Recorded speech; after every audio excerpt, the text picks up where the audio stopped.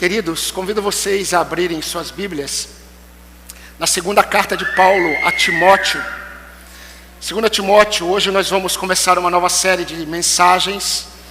Pregamos durante 7 domingos em Romanos capítulo 14, sempre levando o texto para a conclusão do capítulo 15, mas nós não terminamos.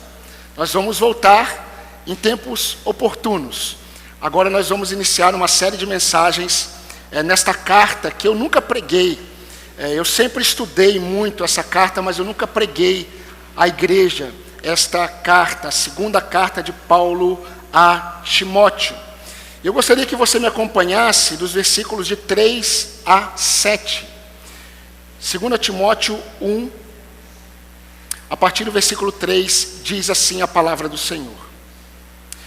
Dou graças a Deus, a quem desde os meus antepassados sirvo com a consciência limpa, porque sem cessar eu lembro de você nas minhas orações noite e dia. Lembro das suas lágrimas e estou ansioso por ver você, para que eu transborde de alegria. Eu lembro da sua fé sem fingimento, a mesma que primeiramente habitou em sua avó Lóide e em sua mãe Eunice. E eu estou certo de que habita também em você. Por esta razão, eu venho lembrar-lhe que reavive o dom de Deus que está em você pela imposição das minhas mãos. Porque Deus não nos deu espírito de covardia, mas de poder, de amor e de moderação. Amém. Irmãos, independentemente de uma leitura exata que nós possamos fazer dos últimos acontecimentos na nossa nação e também dos últimos acontecimentos no contexto mundial, nós não temos condições de ter uma leitura exata do que tem acontecido, mas nós podemos observar muitas coisas acontecendo ao mesmo tempo. No ambiente nacional, isso está muito evidente todos os dias, o tempo todo. Essa semana nós sabemos que houve uma reunião, por exemplo, da OTAN, em que eles estavam discutindo sobre aquela bomba ou míssil que caiu na Polônia, e havia discussão de quem enviou aquele míssil, e eles estavam durante essa semana nessa discussão. A questão é que a única coisa que nós podemos saber quando nós olhamos humanamente para todos esses acontecimentos, é que a única certeza que existe é que nós vivemos tempos instáveis. Nós vivemos tempos instáveis. Há mais do que uma expectativa sobre o que virá. Mas há uma sensação de que a qualquer momento o pavio de pólvora vai explodir. Há essa sensação não apenas no Brasil, mas há essa sensação em muitos lugares no mundo ao mesmo tempo, exatamente neste tempo em que nós estamos vivendo. Nós precisamos olhar para Deus, porque nesses tempos, principalmente nesses momentos, diferente de tantos homens e mulheres que não têm onde colocar a sua esperança, estão desesperançosos, preferem acreditar que tudo vai melhorar no final, com uma expectativa que não pode ser pautada e fundamentada em algo sólido. Diferente dessas pessoas que nós oramos por elas, a igreja, ela está como um farol em alto mar, recebendo muitas ondas fortes sobre ela e perseverando firme até o fim. E como nós cantamos tudo isso, essa firmeza da igreja diante de todos os acontecimentos, isso tem a ver com Cristo Jesus. Ele é o referencial da nossa esperança. E nós somos um referencial nas mãos do Senhor nesses tempos difíceis para aqueles que estão prestes a naufragar. Eu não sei se você tem percebido essas oportunidades que Deus tem dado à igreja nesses momentos. Quem dera os crentes, ao invés de perderem tempo fazendo comentários humanistas, carnais na internet, estivessem levando os corações dos homens a olharem para Jesus. Mas, queridos, a partir do ambiente em que nós observamos esse cenário que nós estamos vivendo, eu creio que o Senhor me conduz a alimentar a igreja de tal forma que nós possamos observar o que Deus tem a dizer para nós nestes tempos. E quando nós olhamos essa carta, nós vamos perceber que o Senhor da igreja, sabendo, conhecendo e reinando sobre toda a história, Ele sempre nos deixou a sua palavra para que nós sejamos consolados por meio dela.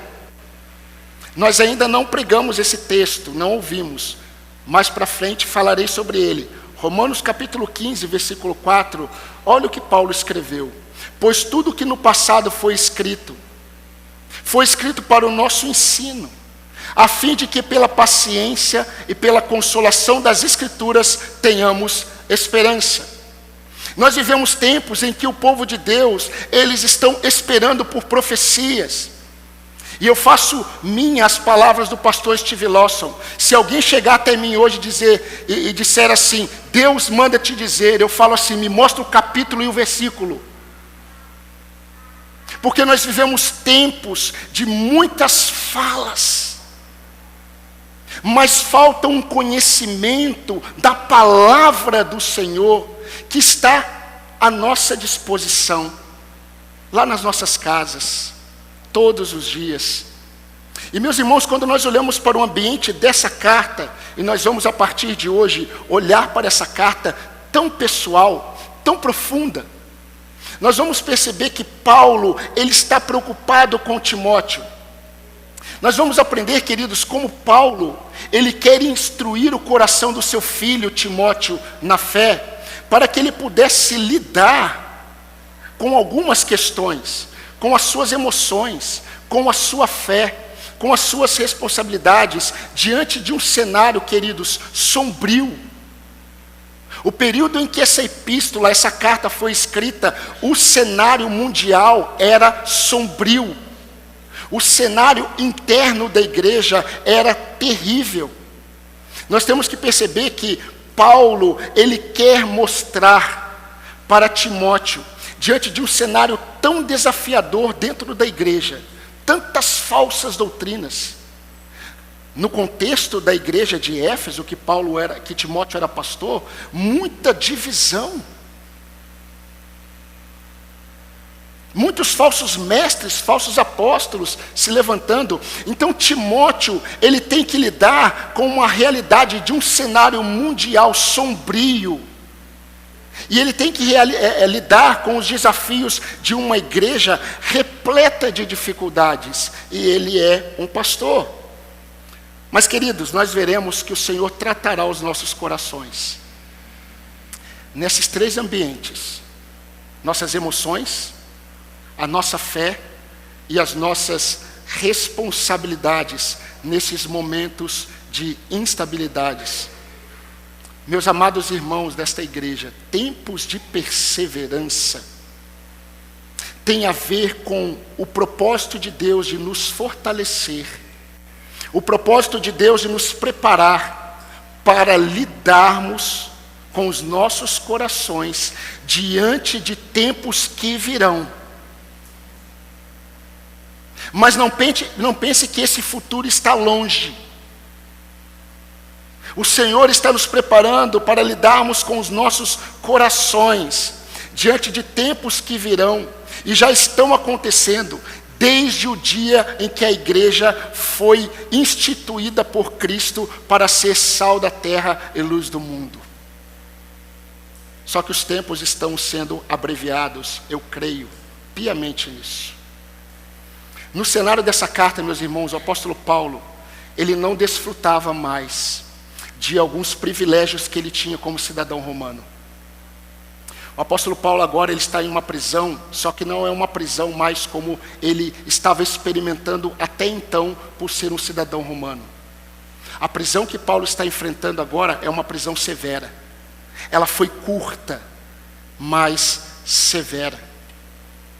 Nós temos que entender que nesse momento o Ocidente está vivendo um dos momentos mais terríveis em que experimentou.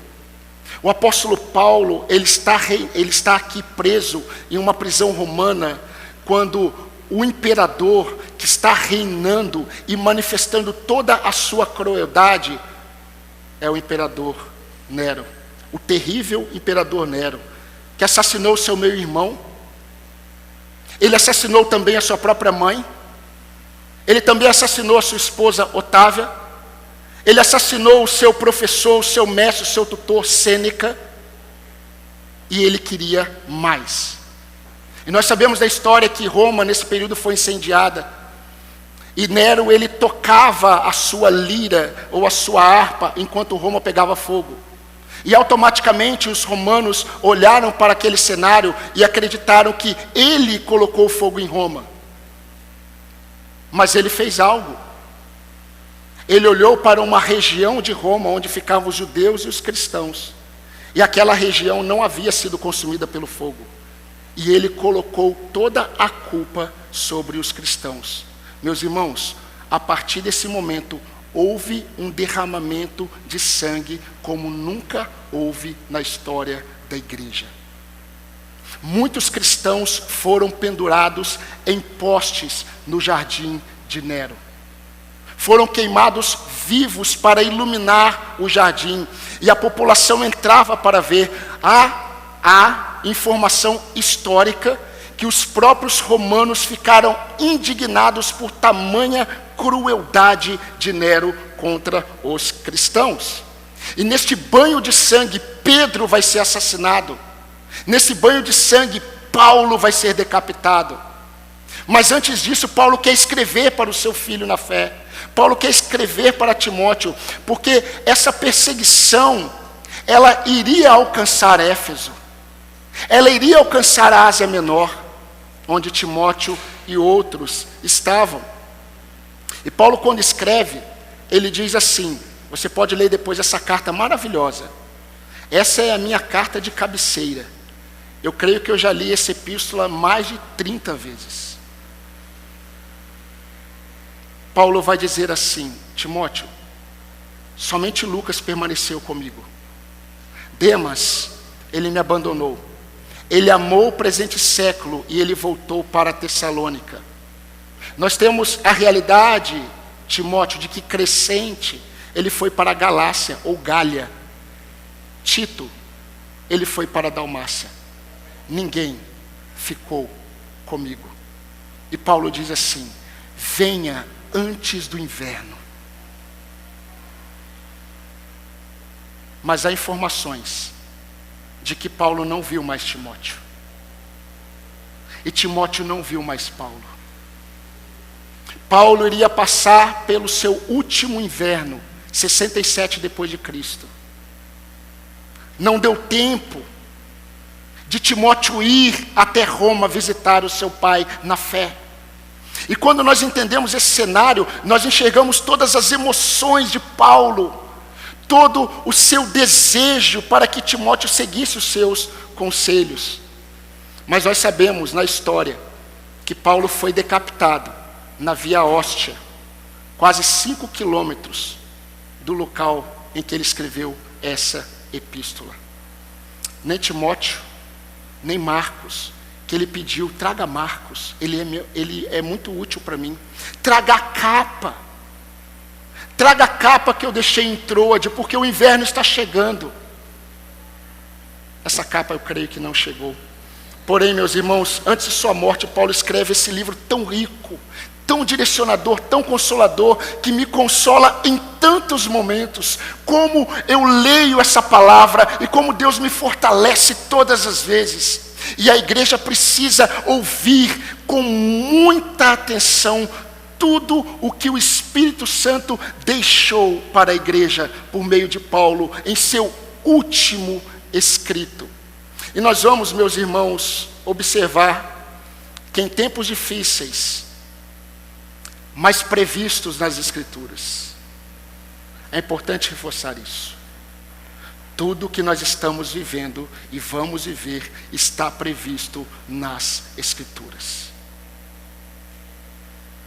Mas o Senhor nos ensina que, nesses tempos, evidências iniciais da fé em Cristo devem permanecer como evidências da nossa perseverança em Cristo. Eu vou repetir. O apóstolo Paulo, ele começa mostrando a Timóteo que evidências iniciais da fé em Cristo devem permanecer como evidências da nossa perseverança em Cristo até o fim. Ou seja, os frutos, queridos, do nosso amor por Jesus, que foi evidenciado no início da sua caminhada, que foi evidenciado no início da minha caminhada, devem ser a base para reacender a chama da nossa fé em tempos difíceis. Olha o que Paulo diz, versículos 3 a 6. Nós não vamos ler, mas preste atenção que Paulo, ele está conduzindo o coração de Timóteo a uma lembrança. Ele vai dizer assim, do 3 ao 6, eu me lembro, Timóteo. Eu me lembro, Timóteo. Timóteo, eu me lembro. Aí no versículo 6 ele diz, lembra-te. Você precisa se lembrar. É interessante, queridos, porque há uma figura aqui que eu já expliquei para a igreja a certo momento, que quando Paulo no versículo 6 ele diz, eu lembro você, ou eu exorto você que reavive o dom de Deus que há em ti, a ideia é aquele cenário. Paulo está pensando naquele cenário no Oriente Médio, no período de inverno. Eu creio que Paulo já estava sentindo frio. Eu creio que Paulo, quando escreve, ele já está sentindo frio, porque quando você olhava pela grade de uma prisão, ou de um calabouço, que era o contexto de Paulo, e você via as pessoas, porque era interessante, alguns calabouços de Roma, eram buracos, e você olhava para cima, e você até conseguia enxergar o piso onde as pessoas estavam andando. E no período de inverno era comum as pessoas, elas construírem, elas faziam fogueiras públicas. Alguém acendia um fogo, as pessoas ficavam ao redor, e quem chegava poderia ficar ali ao redor. Você se lembra de Pedro? Quando Pedro traiu Jesus? Só que havia algo que alguém tinha que fazer quando se aproximava de uma fogueira. Se você se aproximasse de uma fogueira pública, você tinha que levar pelo menos alguns gravetos, porque a hora que começava a apagar o fogo, a baixar a chama, você tinha que jogar. E as pessoas ficavam jogando, e ali surgiam algumas conversas. Foi nesse ambiente que uma mulher olhou para Pedro e falou, você estava com Jesus. Pensando nisso, Paulo escreve para Timóteo e diz assim, jogue lenha na fogueira, porque a sua fé está esfriando. Mas, meus irmãos, diante desse cenário interno que Timóteo estava enfrentando na igreja e dentro do seu próprio coração, e diante do cenário externo, preocupado com Timóteo, Paulo também está preocupado com a igreja. Paulo também está preocupado com a sã doutrina. E ele precisa trazer o seu irmão de discípulo para a realidade dos fatos. Por isso que Paulo, ele não traz palavras motivacionais para Timóteo nesses tempos difíceis. Sabe por quê? Porque Paulo não quer conduzir o coração de Timóteo por águas vazias, de ânimo pautado em falsas esperanças. Inicialmente Paulo quer reanimá-lo. E Paulo quer lembrá-lo. Paulo quer lembrá-lo de algumas evidências iniciais da fé de Timóteo. É interessante isso. E Paulo diz do que ele se lembra. Ele diz assim no versículo 4, eu me lembro de suas lágrimas. Quando que Timóteo chorou? Provavelmente Paulo aqui, ele está fazendo referência à despedida. A última vez que ele viu Timóteo. Vocês se lembram quando Paulo se despede dos presbíteros de Éfeso? Em Atos capítulo 20? Que todos começam a chorar na praia? Timóteo era pastor de Éfeso. Timóteo provavelmente estava ali, chorando, porque eles falaram assim, os presbíteros de Éfeso: nós nunca mais veremos a face dele. E Paulo diz assim: eu me lembro das suas lágrimas, mas eu também me lembro, Timóteo, da sua fé sem fingimento. A sua fé nunca houve hipocrisia, a sua fé sempre foi verdadeira. Você não precisava de pessoas falando: vai orar, vai ler a Bíblia, testemunha da fé. Não! Isso ardia em você. A sua fé era uma fé sem fingimento. Eu me lembro, Timóteo, eu me lembro dos referenciais que Deus te deu, a sua avó e a sua mãe. E a mesma fé que habitou nelas, habitou em você. Eu me lembro. Você se lembra, Timóteo? É isso que Paulo está querendo fazer. Você se lembra, Timóteo? Meus irmãos, em outras palavras, Paulo está querendo dizer para Timóteo o seguinte: Timóteo, eu te conheço. Eu te conheço.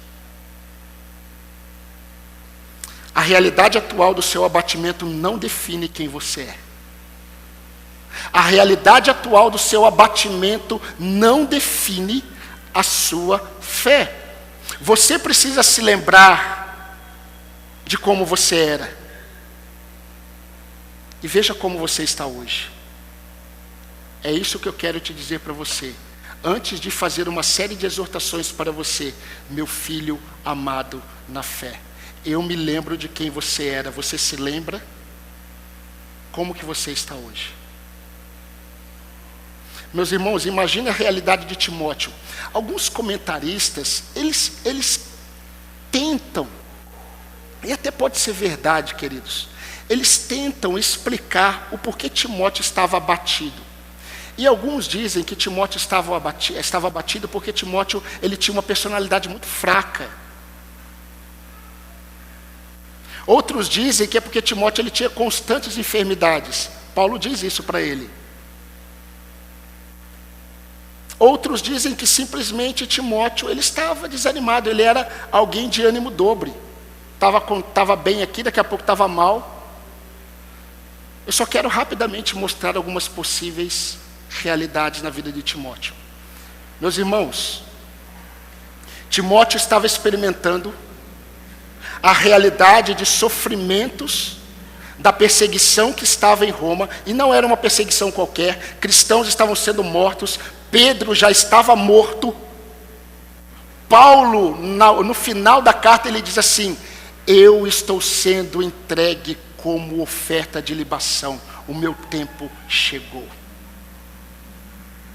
Essa perseguição está vindo, está assolando Roma, os crentes de Roma, está vindo para o ocidente. Timóteo também, ele tem temores em relação ao que iria acontecer. Ele é o pastor de uma grande igreja, numa cidade muito difícil, Éfeso. Provavelmente ele estava muito triste pela prisão do seu referencial espiritual, Paulo. Paulo iria morrer. E meus irmãos, ele tinha o desafio de conduzir uma igreja que estava experimentando a realidade de muitos falsos ensinos. Além da igreja estar dividida com esses ensinos. Tudo isso eu creio que estava levando Timóteo a esmorecer na fé. E Paulo sabia disso, porque o Espírito Santo havia mostrado isso para Paulo. Agora, olha que interessante. Todas essas dificuldades que iriam vir, todas as pressões que ele já estava vivendo, os desafios que ele tinha de continuar uma tão grande obra, e agora sozinho. Imagine-se no lugar deste homem. Por muito menos, a gente não vem no culto.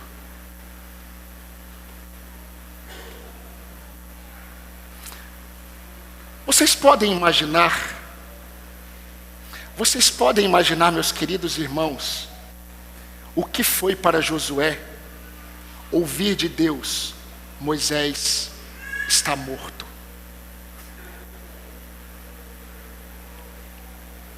Moisés está morto, Josué. Aquele povo imenso diante da terra prometida. Sabendo disso, Deus olha para Josué, chama Josué, e Deus diz para Josué: Josué, meu servo Moisés está morto. Chegou a hora de você conduzir todo este povo, os israelitas, para atravessar o rio Jordão e entrar na terra que eu lhes dou. Seja forte e seja corajoso, pois você conduzirá este povo para tomar posse da terra que jurei dar aos seus antepassados. Seja, porém, forte, muito forte, e tenha muita coragem, e não se esqueça de nenhum dos meus mandamentos. Faça um paralelo com o versículo 7 de 1 Timóteo, de 2 Timóteo capítulo 1. Porque Deus, Timóteo, não nos deu um espírito de covardia, mas de poder, de amor e domínio próprio. Por isso que antes ele disse: reavive-se, jogue lenha na fogueira. Fica difícil, queridos, aplicar essas realidades da igreja desse período aqui de Timóteo e Paulo com a nossa realidade da igreja brasileira. Fica difícil. Sabe por quê? Porque nós nunca experimentamos qualquer tipo de perseguição parecida com essas que eles estavam sofrendo. Mas eu creio, queridos, que assim como Timóteo, muitos homens, muitas mulheres de Deus passam por momentos em suas vidas em que a chama da fé que um dia queimou ardentemente por Jesus Cristo, por sua obra, pela igreja, pode se apagar. Ou quase se apagar. Talvez seja exatamente esse o seu caso hoje. A sua fé não é mais aquela do início. Mas lembrando que a lição de Paulo para Timóteo é: as evidências iniciais da fé devem permanecer. Devem permanecer como perseverança em tempos difíceis. Mas será que suas lutas pessoais, meu querido ouvinte, porque não apenas vocês que estão aqui, irmãos e pessoas que ouvirão essa mensagem, pode ser que na sexta-feira, no sábado, elas ouvirão. O Espírito Santo sabe quando isso vai acontecer. Mas talvez para vocês que estão ouvindo, as suas lutas pessoais, os seus desafios, as suas responsabilidades como servo, como serva de Deus, talvez as suas incertezas com o amanhã, talvez as suas decepções, os seus temores, talvez os seus esteios tenham sido removidos.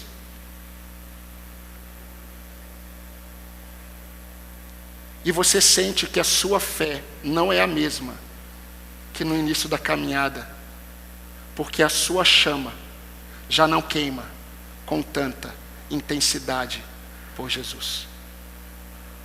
Meus irmãos, nossa chama por Cristo e sua obra ainda queima como no início. Pare de pensar em outra pessoa. É com você.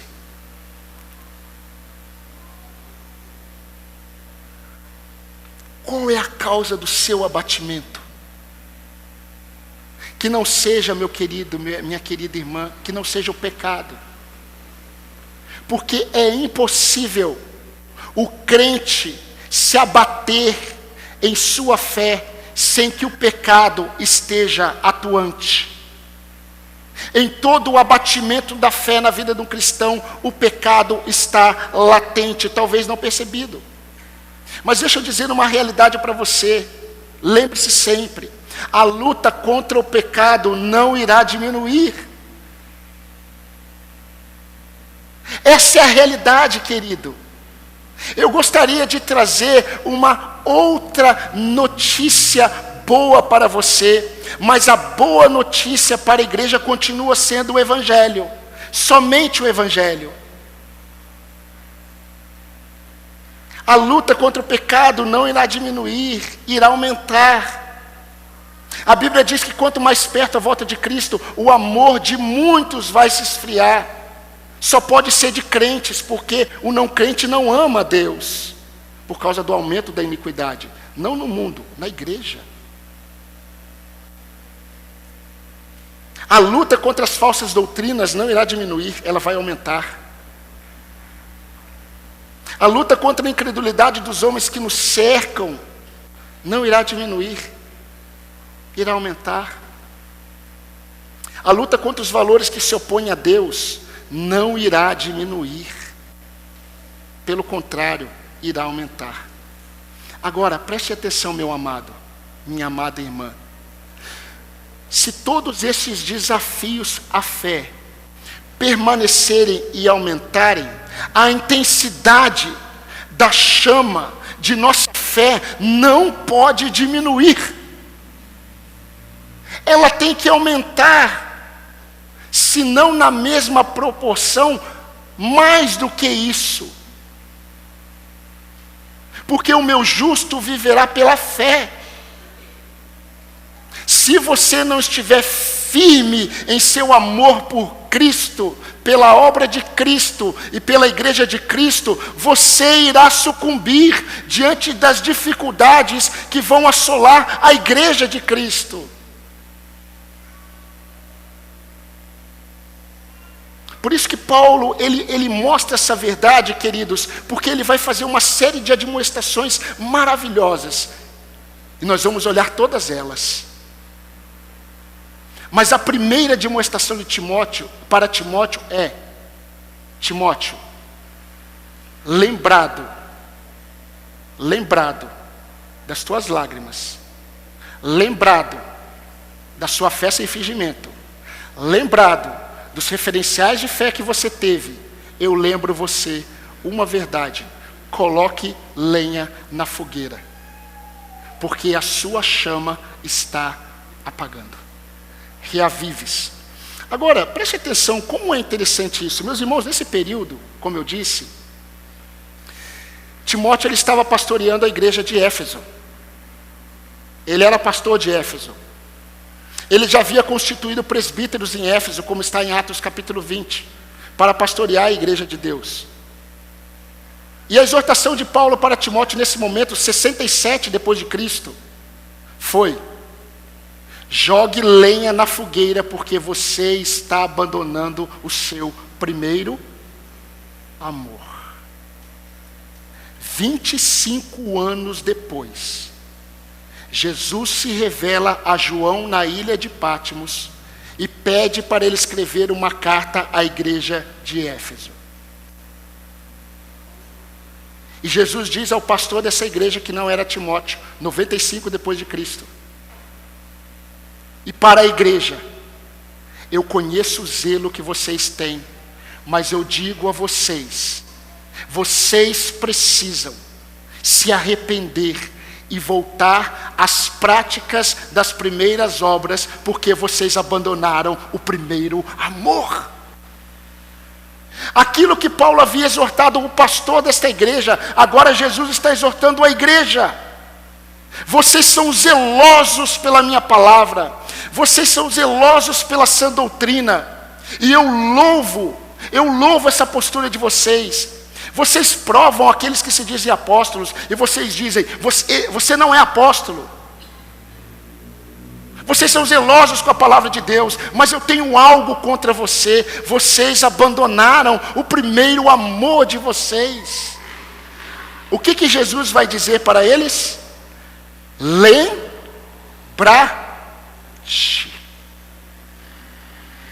A mesma coisa que Paulo diz a Timóteo no versículo 6. Lembra-te. E volta.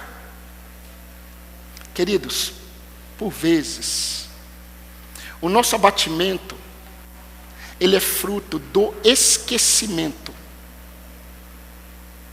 de tudo o que Deus já fez em nossas vidas. Por isso que Deus nos chama a uma lembrança.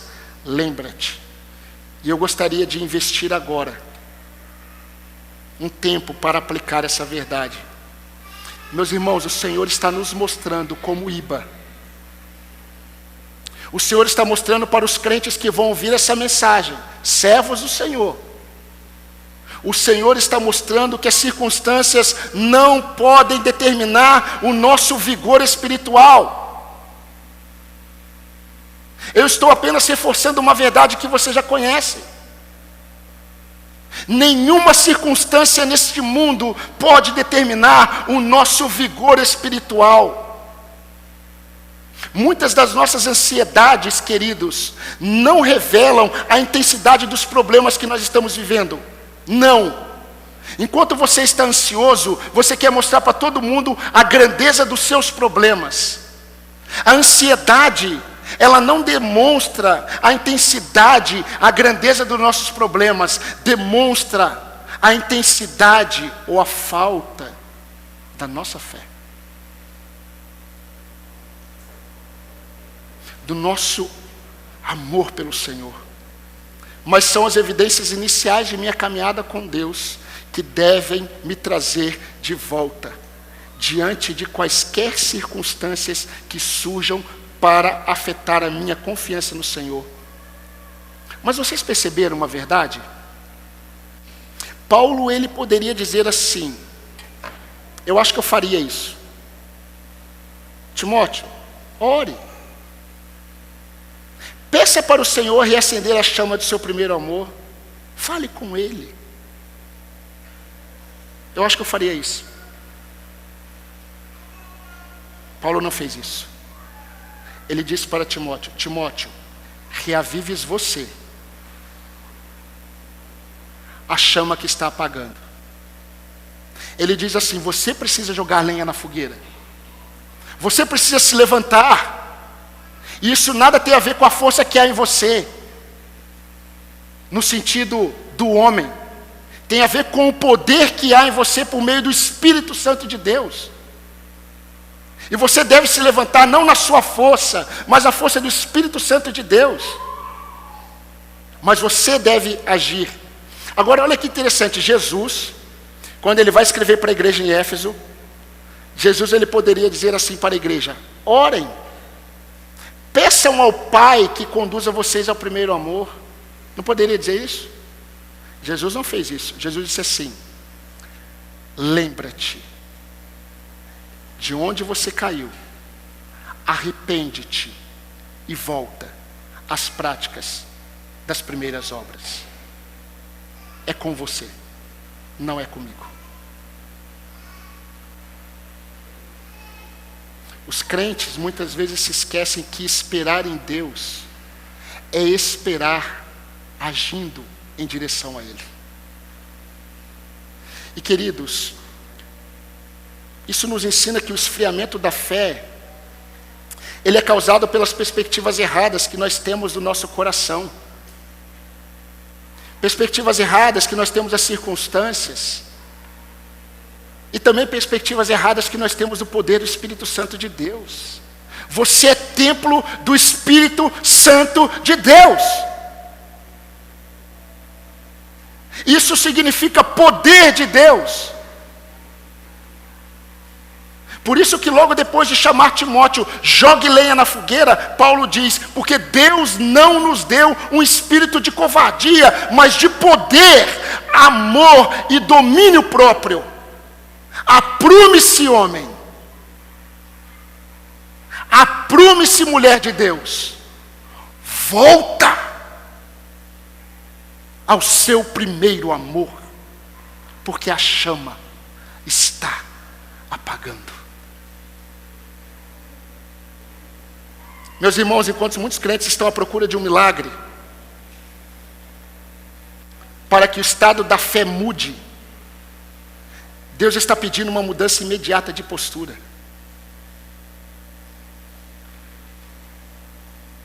Senhor, me livra da tentação, eu não quero pecar contra o Senhor, mas você se coloca no ambiente de tentação.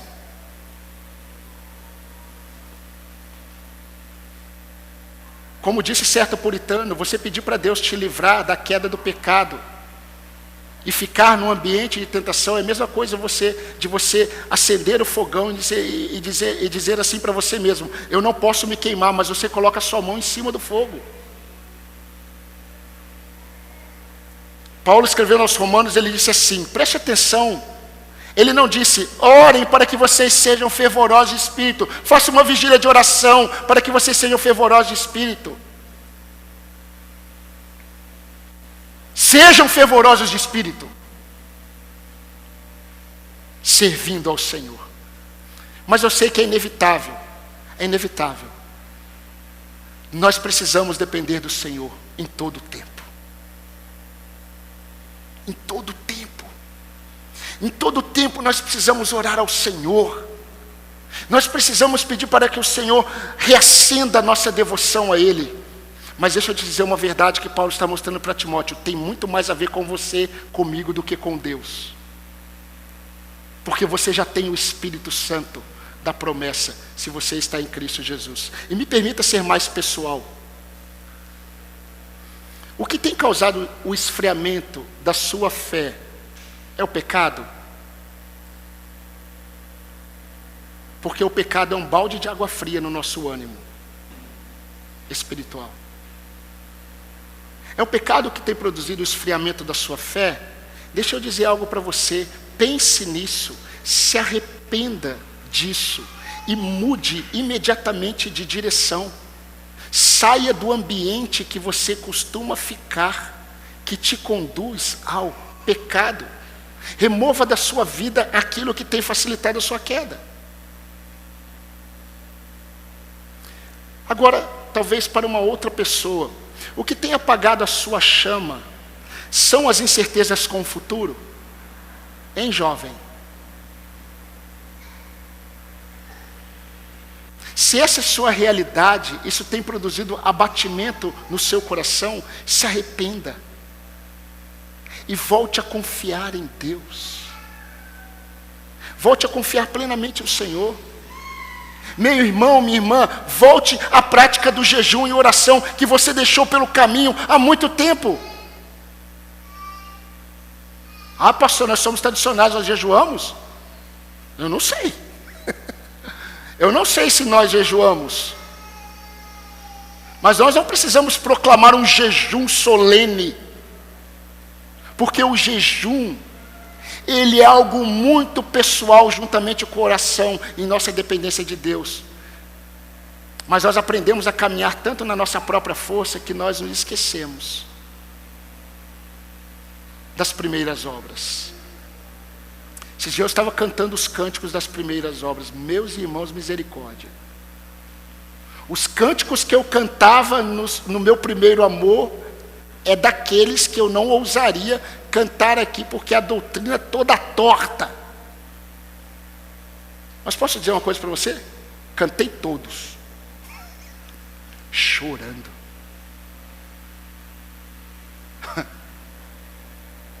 Na hora que chegava naquela, vou romper em fé e mover o sobrenatural, aí eu pulava. Ah, mas como eu me lembrei do meu coração queimando por Jesus. Eu não poderia enxergar pecado nos meus irmãos, porque a igreja era o céu para mim. A palavra de Deus era algo que produzia em mim sede e fome. Quando eu estava no trabalho, surgia o intervalo. Eu queria ler a Bíblia. Eu queria conhecer Deus. E eu avaliei o meu coração: Senhor, será que eu abandonei as primeiras obras? Louvado seja Deus, que Deus mostrou para mim: não, elas amadureceram. Mas você continua tendo o mesmo desejo por mim. Mas eu preciso guardar o meu coração. Eu preciso vigiar o meu coração. Então, querido, deixa eu dizer uma coisa para você, nesse exato momento que nós estamos vivendo: pare de encher a sua mente de informações que perturbam a sua alma. Se você não consegue ter domínio próprio, Deixe o seu WhatsApp de molho, não o seu celular. Pare de encher a sua mente com informações que tiram a sua paz e encha a sua mente com a palavra de Deus e louvores de exaltação a Deus que vão encher a sua alma de esperança e fé em Jesus, não nos homens. O que tem apagado a intensidade da sua chama, da chama da sua fé, é a falta de mudança que você espera de alguém?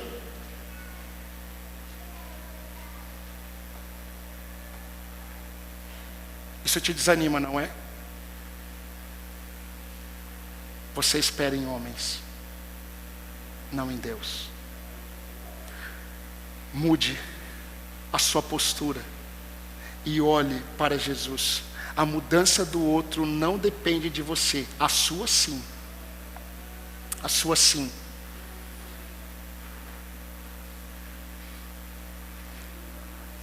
Por que você abandonou o seu lugar secreto de oração?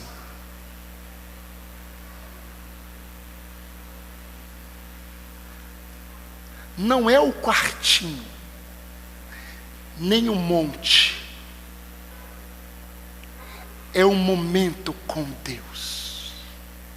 Por que você anda ocupado por tantas coisas, Marta? Por que você não se assenta um pouco aos pés do seu Senhor? Para ouvi-lo, para falar com Ele. O que tem ofuscado o seu primeiro amor são os muitos desafios que você tem como pai, como marido, como esposa, como mãe, como um jovem que está na incerteza com o futuro, como alguém que é sozinho, que luta contra as dificuldades de se viver sozinho, que não é fácil. O que tem ofuscado o seu primeiro amor tem a ver com a administração do seu trabalho tão cheio de incertezas e ameaças. Porque, pelo amor de Deus, tem trabalho que você ouve toda semana, a qualquer momento vai ter corte. A qualquer momento as cabeças vão rolar. E as pessoas ficam desesperadas há 15 anos, por 15 anos, 20 anos. Nós não podemos esmorecer por aquilo que nós não temos o controle. Deus tem. E a sua vida está oculta em Cristo. E por que na hora de confiar, você confia no que os homens dizem?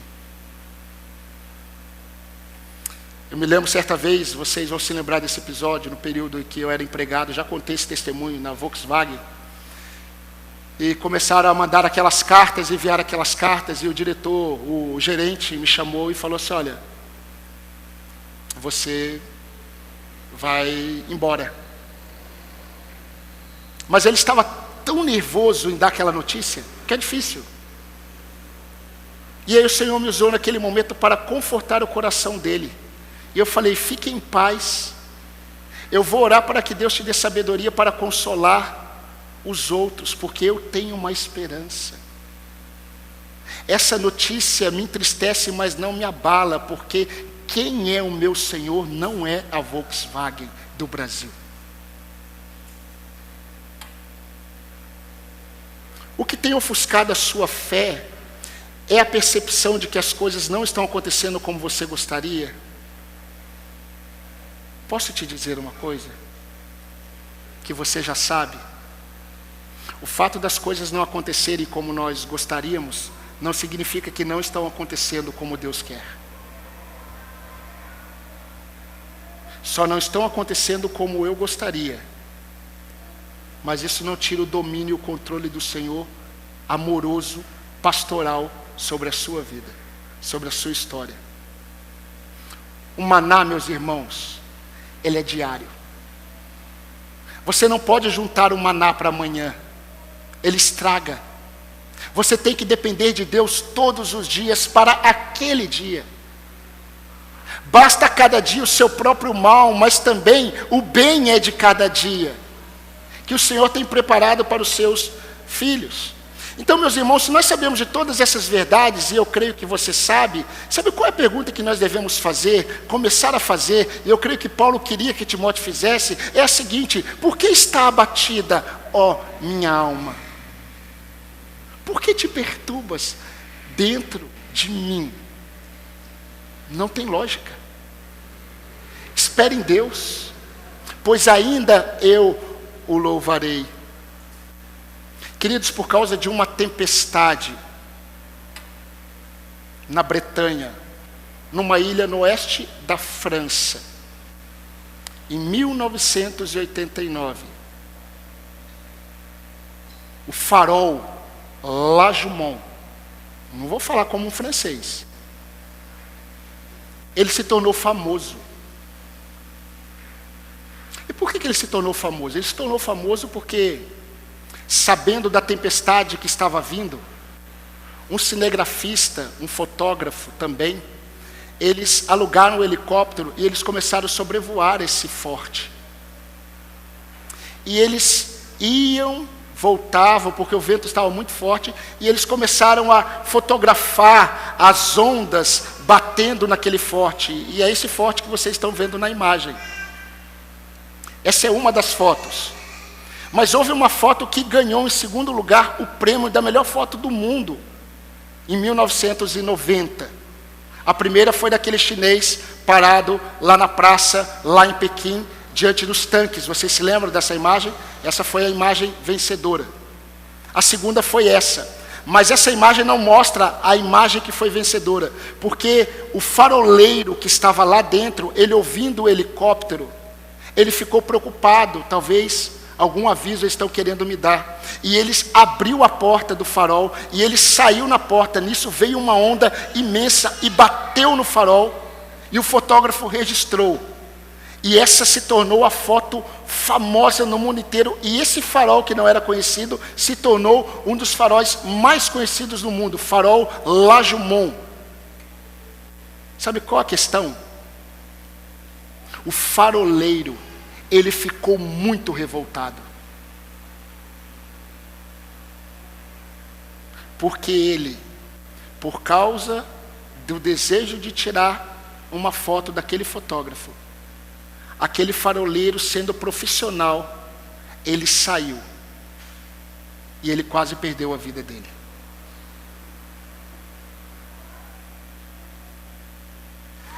Por que eu estou falando isso? Porque, meus irmãos, nós precisamos tomar muito cuidado com as ondas que surgem para nos arrastar do nosso lugar seguro, que é Jesus. O nosso lugar seguro não é a estabilidade econômica do país ou do mundo. Não é. A nossa estabilidade nada tem a ver com governos. A nossa estabilidade está em Cristo Jesus. Pedro que o diga. E eu quero terminar trazendo a você à memória esse cenário de Pedro.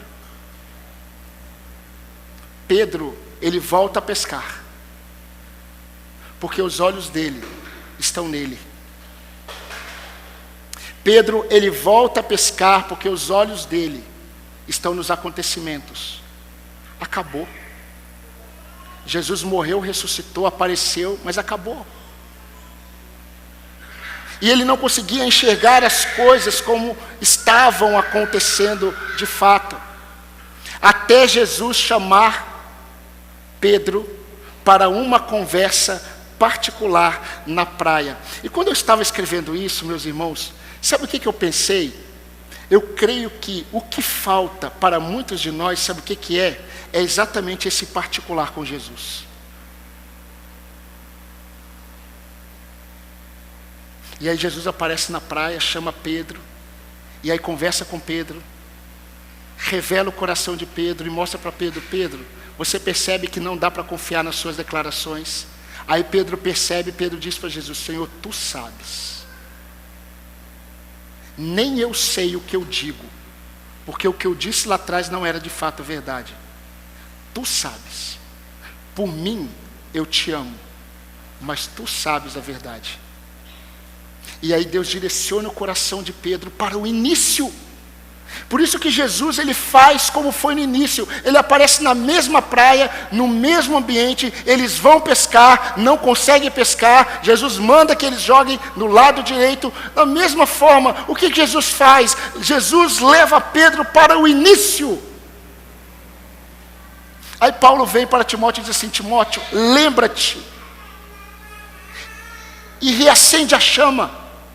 Jesus olha para a igreja de Éfeso e diz assim: lembrem-se, ou lembra-te para o pastor de Éfeso, lembrem-se, se arrependam e voltem ao primeiro amor.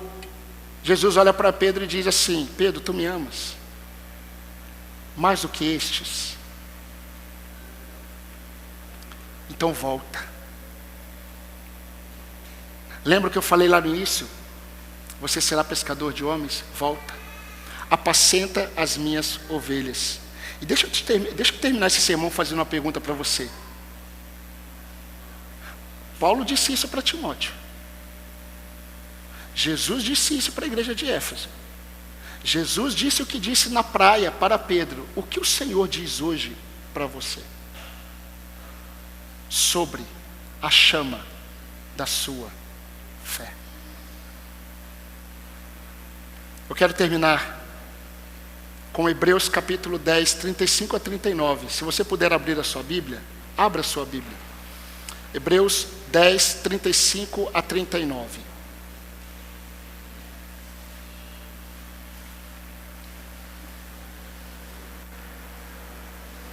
Diz assim a palavra do Senhor: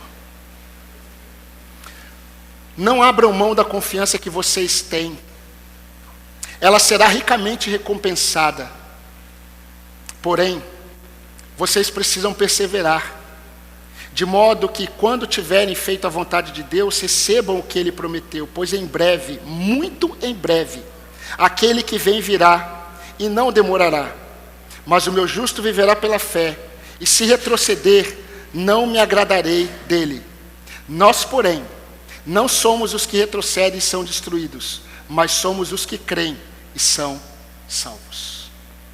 Que Deus abençoe ricamente as nossas vidas com essa palavra. Amém, irmãos? Convido você a baixar sua cabeça. Vamos orar ao Senhor enquanto o ministério de culto vem à frente para adorarmos ao Senhor. Fale com Deus. O que o Senhor disse para você nesta noite? Como está a chama do seu amor por Jesus, do seu amor pela igreja dele, do seu amor pela obra que ele confiou a você? Como está a chama da sua fé? Você se lembra das primeiras obras? Você se lembra como era ardente o seu amor por Cristo? Você se lembra dos momentos a sós com o Senhor, em oração? Volta. Se arrependa e volta. Reavives o dom de Deus que há em ti.